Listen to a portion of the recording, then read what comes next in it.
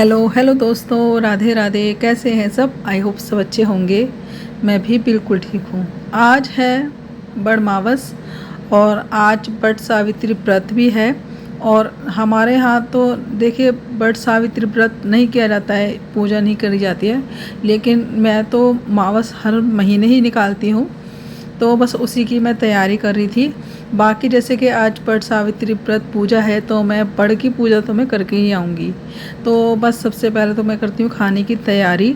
तो आते के साथ ही जैसे नहा के आई हूँ ना, तुरंत ही मैंने आके दूध रखा है खीर बनने के लिए, क्योंकि खीर में सबसे ज़्यादा समय लगता है बनने में।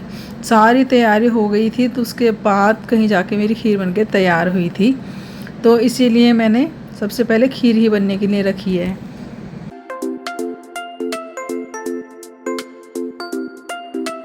तो एक गैस पे तो बन रही है खीर और दूसरी गैस पे बना रही हूँ मैं सीताफल की सब्ज़ी। तो सीताफल की सब्ज़ी बनाने के लिए ना मैंने गैस पे रख दी थी कढ़ाई और उसमें डाला मैंने तेल और जीरा हींग।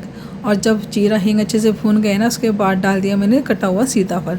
बेसिक से जो मसाले थे एक तो वो डाले हैं, और ये जो मसाला देख रहे हैं आप टिफ़न में जो मैंने अभी डाला है, तो ये मैंने 2-3 मसाले मिक्स करके ना तब ये पीस के रख रखा है। जैसे कि हमें करेले बनाने हो तो करेले में यूज़ है भरमा भिंडी भरमा मसाले, या फिर कोई सूखी सब्ज़ी बनानी तो उसमें अच्छा लगता है ये मसाला डला हुआ। तो बस यहाँ पे एक बारी मैंने पीस के रख लिया है ये। अब थोड़ा थोड़ा करके किसी भी सब्ज़ी में डाल सकते हैं, सूखी सब्ज़ी बनानी हो या फिर भरमा सब्ज़ी बनानी हो तो उसमें काम आ जाएगा। और आलू की सब्ज़ी जैसे रस्सेदार बनानी तो उसमें भी डाल सकते हैं इस मसाले को। ये थोड़े से मसाले दरदरे पीसे में, इसमें काफ़ी सारे मसाले मिक्स हैं। तो आलू की सब्ज़ी में अगर हम इस मसाले को डालते हैं ना तो सब्ज़ी बहुत ही ज़्यादा बढ़िया बनेगी और एक सी बनेगी जैसे भंडारे की सब्ज़ी बनती है। तो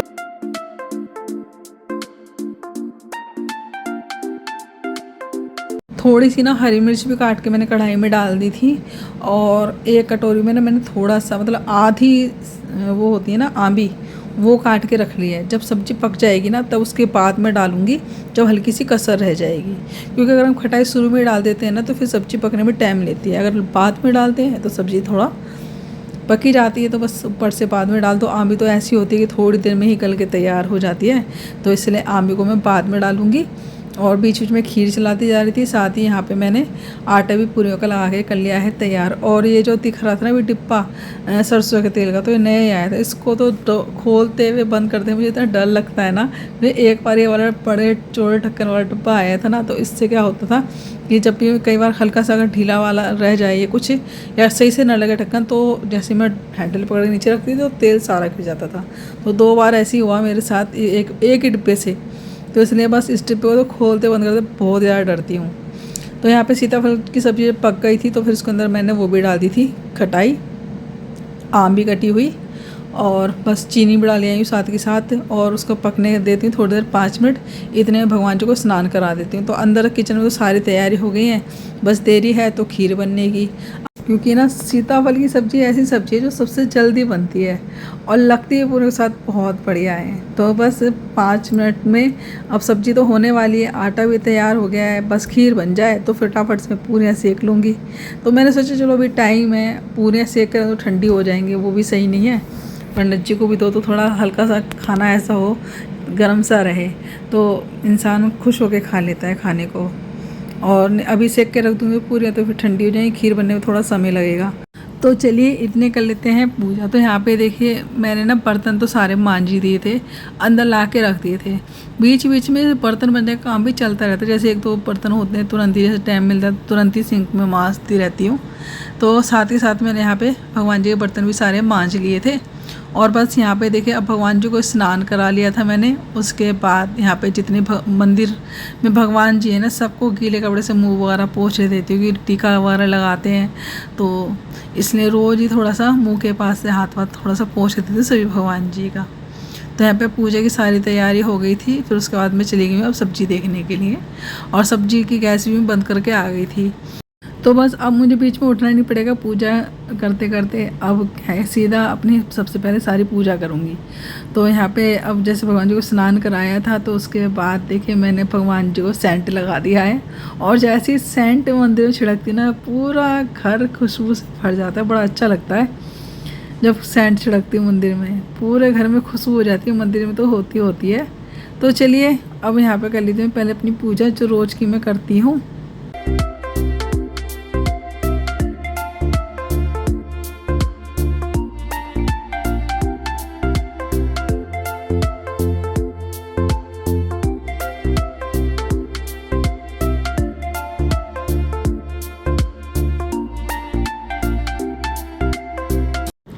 तो हमारे यहाँ पता है ससुराल में तो ये पूजा की नहीं जाती बट सावित्री व्रत की, लेकिन हमारे पीहर में तो हर बार मतलब होती है ये पूजा हर साल, और मम्मी करती हैं इस व्रत को।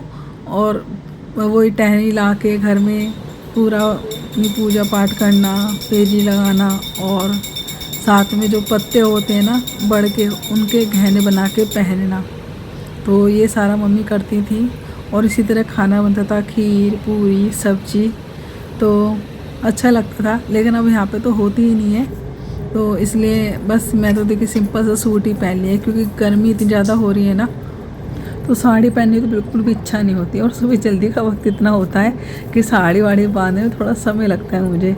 तो आज विशाखा तो खैर क्या था कि मैंने रात को उसके लिए दाल चावल बनाए थे, तो वही एक्स्ट्रा थोड़े से बना लिए, तो विशाखा तो वही ले गई है। और अब थोड़े दिन में इनका भी जाने का समय होगा, तो वही रहेगा कि हाँ जल्दी जल्दी जल्दी जल्दी। तो इसलिए सुबह जल्दी उठ के ना मुझे इसलिए जल्दी लगना पड़ता है किचन के काम में। घर के काम भी ठंडे ठंडे निमट जाते हैं गर्मियों में, तो वो भी सही रहता है। अब तो खैर गर्मियों में काम थोड़ा जल्दी निमट ही जाता है, सर्दियों में टाइम लगता है।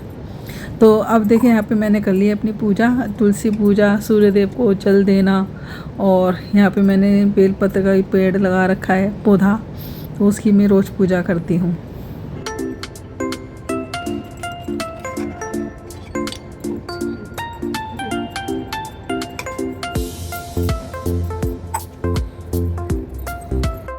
तो अब जब मेरी सारी पूजा वगैरह सब हो गई, तब कहीं जाके यहाँ पे खीर हमारी तैयार होने लगी है। थोड़ी सी कसर थी तो फिर मैंने चीनी डाल दी इसके अंदर। अभी थोड़ी देर और पकाऊंगी इसको, खीर को। और अब यहाँ पे साथ के साथ काट के रख लूँगी सारी मेवा। तो मेवा में थोड़े से मैंने बादाम काट लिए थे, और थोड़ा सा किशमिश ले ली थी, थोड़ा सा पिस्ता। तो ये सारी मेवा जाएंगे हमारी खीर के अंदर।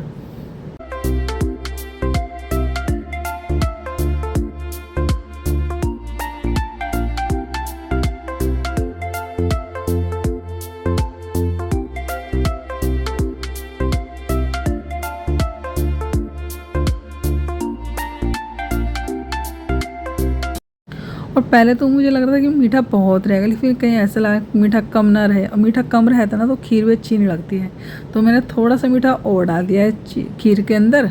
तो अब खीर जितने पक रही है, तो मैंने सोचा चलो थोड़ी सी इलायची भी डाल देते हैं, इलायची से भी बहुत अच्छा फ्लेवर आता है खीर के अंदर। तो यहाँ पे थोड़ी सी इलायची ली है मैंने 5-6, उनको मैंने छिलका उतार के कूट लिया है इमाम दस्ते में, और बस उसको डाल देते हैं खीर के अंदर। खीर अभी थोड़ी देर हमारी और पकी है, क्योंकि कसर लग रही थी मुझे खीर में, तो मैंने सोचा चलो जितने खीर बन रही है पक रही है, थोड़ी सी और खाटी सी हो जाएगी हल्की, तो अच्छी लगेगी खाने के अंदर खाने में। तो इसलिए खीर को तो अभी और पकाएंगे, थोड़ी सी हल्की सी मतलब काठी काठी सी हो जाएगी तभी खीर अच्छी लगती है। थोड़ी पतली होती है ना तो वो उसमें स्वाद नहीं आता है, ऐसा लगता है चावल अलग है और दूध अलग है। लेकिन अब थोड़ी देर पकाते हैं, हल्की सी काटी काटी सी कर लेते हैं ना खीर को, तो ऐसा लगता है कि हाँ भाई एक रबड़ी सी खा रहे हो।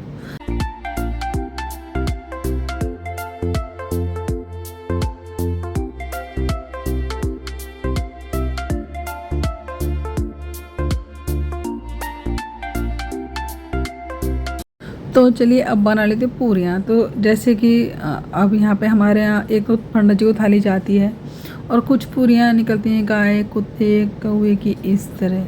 तो पूरियाँ तो ज़्यादातर मैं सारी ही बनाने की कोशिश करूँगी, क्योंकि अब जैसे ही पूजा करके आएंगे तुरंत इनका भी नाश्ते का लंच ले जाने का वक्त हो जाएगा। तो जितने खीर पक रही है मैंने सोचा चलो इतने सारी पूरियाँ बना लेती हूँ।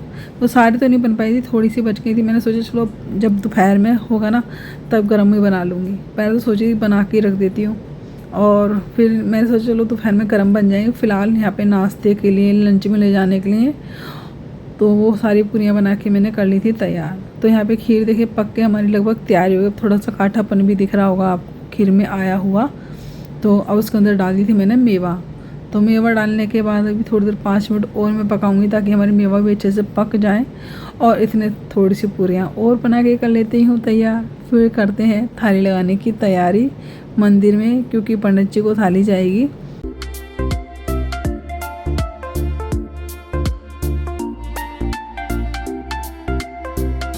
और जैसे 5 मिनट खीर पक गई थी ना, तो मैंने एक कटोरी में खीर रख दी है ठंडी होने के लिए। तो वो अंदर कमरे में पंखे में रखे आऊँगी और ठंडी होती रहेगी। लेकिन हुआ क्या, वो खीर ठंडी हुई ही नहीं। तो फिर मैंने यहाँ पे एक भगोने पानी लिया, उसमें इस कटोरी को रखा है, तब कहीं जाके इसको मैंने खीर को ठंडा किया है। और बस उसके बाद दोनों जने गए मंदिर, अपनी करके आए पूजा। पूजा हो गई हमारी और नाश्ता भी हो चुका है। आज चाय नहीं बनाई, चाय बनाऊंगी बाद में। तो ब्लैक कॉफ़ी ले ली थी क्योंकि खीर थी ना, आज मीठा तो था ही साथ में। बस वो चाय भी मीठी हो जाएगी और खीर भी मीठी रही, तो चाय बाद में पी लूँगी। अभी ब्लैक कॉफ़ी बना के पी ली है नाश्ते के साथ। और अब मुझे घर की साफ़ सफाई सारी संभालनी है। फिर यहाँ की सफाई करनी, तो घर का क्या हाल हो रखा है। बस सोफ़े पे, अगर सोफ़े पे तो छोड़ो, अगर नीचे ही बैठे तो खिसका खिसका के सोफ़े कवर यहाँ ले आते नीचे। इसलिए मैंने यहाँ पे चादर बिछाई थी, बिल्कुल भी टिकने नहीं देते हैं सोफ़े का कवर। सारी गद्दे कवर ख़राब हो जाएंगे, मुझे इसी चीज़ की टेंशन है। और अभी ये तो है ही फैला हुआ, मेज ही फैली हुई है क्योंकि पूजा वगैरह करिए तो सारा सामान यहीं ला के धरते हैं, यहीं से उठा के ले जाते हैं। और किचन के हाल दिखा, तो किचन में मांजने ढेर सारे बर्तन। और अभी आटा रख दिया उठा के, तो पूरियाँ बनेंगी बाद में। ये सब्जी थी, ये रही खीर। तो अब थोड़ी देर बनाएंगे खाना। और मैंने ये भगोना धो के रख दिया था ताकि जब मांजूँ वो जल्दी साफ़ हो जाए, फूल जाएगी। और ना पता है होता क्या है, जिस दिन हम ना पूरी या फिर पक्का खाना बनाते हैं ना, उससे गैस बहुत ही ज़्यादा गंदी हो जाती है, चिकनी चिकनी सी लगने लगती है। और उसकी वजह से पता कीड़े भी बहुत होते हैं। तो मैं तो क्या करती हूँ, जब भी कभी ऐसा होता है कि चिकने का मैंने काम किया है ना, तो मैं इस तरह विम साबुन लेके और जिससे बर्तन मांजते हैं उसी चूने से मैं पूरी पीछे की दीवार हुई और हमारी गैस हुई या फिर काउंटर हुआ हमारा, तो इसको अच्छे से मैं रगड़ रगड़ के कर देती हूँ साफ़। और थोड़ा थोड़ा पानी डाल के तब इसकी धुलाई कर देती हूँ। करने को तो हम गीले कपड़े से भी साफ़ कर देते हैं, लेकिन फिर भी हमारे ना किचन में चिकनाहट रहती है। अब इस तरह सर्फ से साफ़ कर देती हूँ ना, तो बस सारी चिकनाहट गायब हो जाती है। तो इससे पता है क्या होता है, अगर हम किचन को इस तरह थोड़ा साफ़ करते हैं ना बीच में, इससे हमारे किचन में कोकरेच होते हैं लाल वाले, वो नहीं होते हैं। तो बस यहाँ पे मैंने इसे धो के अपनी किचन को चमका दिया है। और सिंक में बर्तन तो देख ही सकते हैं कितने सारे पड़े हुए हैं। बस किचन को साफ़ करके अब ये सारे बर्तन मांजूंगी। और ना साथ के साथ जबकि मैं बर्तन मांजती जा रही थी, जैसे जैसे बर्तन होते जा रहे थे वो सारे मैं साफ़ करती जा रही थी। लेकिन फिर भी भाई उसके बाद जब लास्ट में सब नाश्ता पानी कर लिया, उसके बाद भी इतने सारे बर्तन हो गए हैं। तो चलिए फटाफट से बर्तन को मांज लेती हूँ। और यहाँ पे नल के पास ही मैंने इसको साफ़ कर दिया है अच्छे से सरफ से।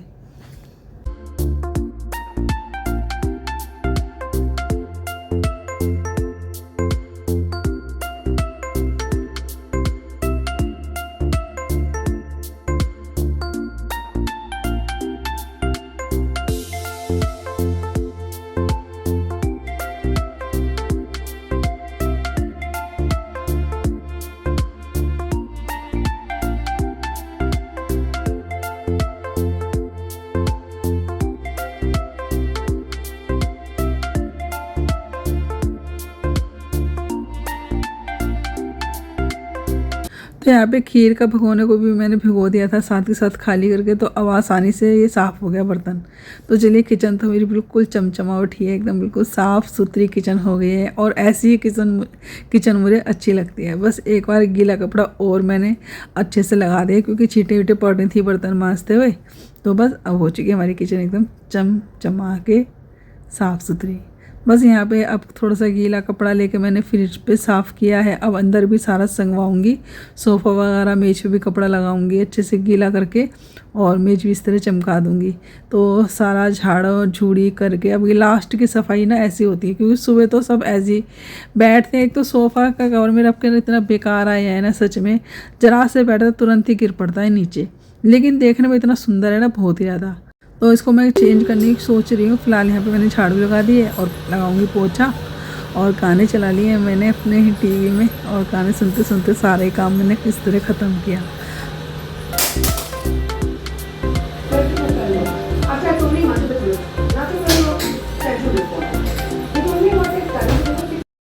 तो चलिए मैं करती हूँ यहीं पे वीडियो का एंड। आज का वीडियो आपको कैसा लगा कमेंट से जो बताइएगा।